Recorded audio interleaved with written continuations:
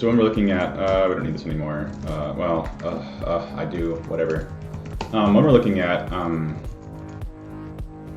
say this piece right here, and we see this number and this number. To represent our size properly, this is a really big number and will not fit in a U32 because 1, 2, 3, that's 100,000, million, billion. You know, a uint32 will hold 4 billion or so values.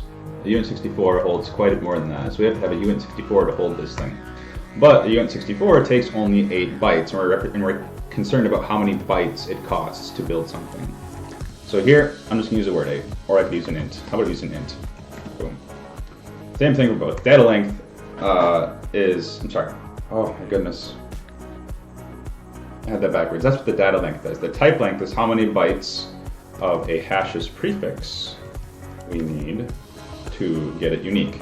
So this is our hash for each type. No, that's the schema hash. But these are our type hashes. And would you look at that? I just noticed that all of these hashes have the exact same hash.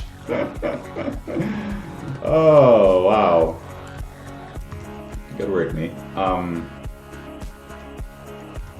We'll fix that next.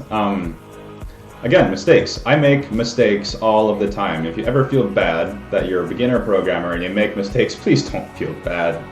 I make mistakes all the time.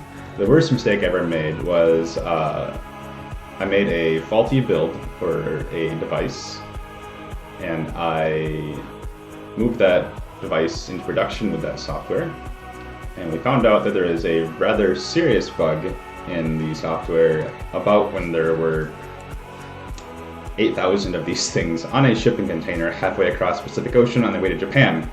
That was a bad day. It was a very bad day. So, mistakes are part of this job. We can avoid a lot of them. I use strongly typed languages because it catches a lot of mistakes. And I make a lot of mistakes. Anyway, so type length and the data length. So the